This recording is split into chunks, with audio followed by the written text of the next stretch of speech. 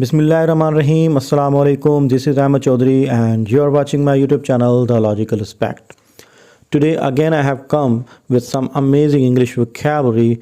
These are the names of food items which are normally used in our daily lives. So let's get on the video. हमारे पास पहला लफ्ज़ है मिर्च. मिर्च को इंग्लिश में पेपर कहते हैं, पेपर. सूजी, सूजी को इंग्लिश में सेमोलिना कहते हैं, सेमोलिना.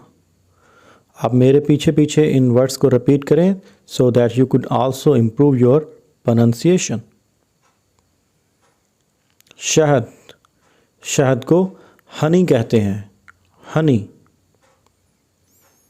गुड़, गुड़ को इंग्लिश में जैगरी कहते हैं, जैगरी. मकई, मकई को इंग्लिश में मेज़ कहते हैं, मेज़. कीमा, कीमे को इंग्लिश में मिन्स कहते हैं, मिन्स.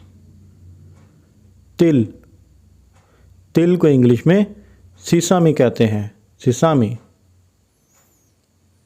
मसूर, मसूर की दाल को इंग्लिश में लेंटिल कहते हैं, लेंटिल. दलिया, दलिया को इंग्लिश में ग्रुअल कहते हैं, ग्रुअल.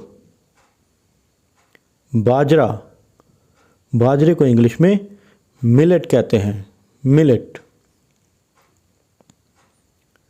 इमली, इमली को इंग्लिश में टैमरिंड कहते हैं, टैमरिंड.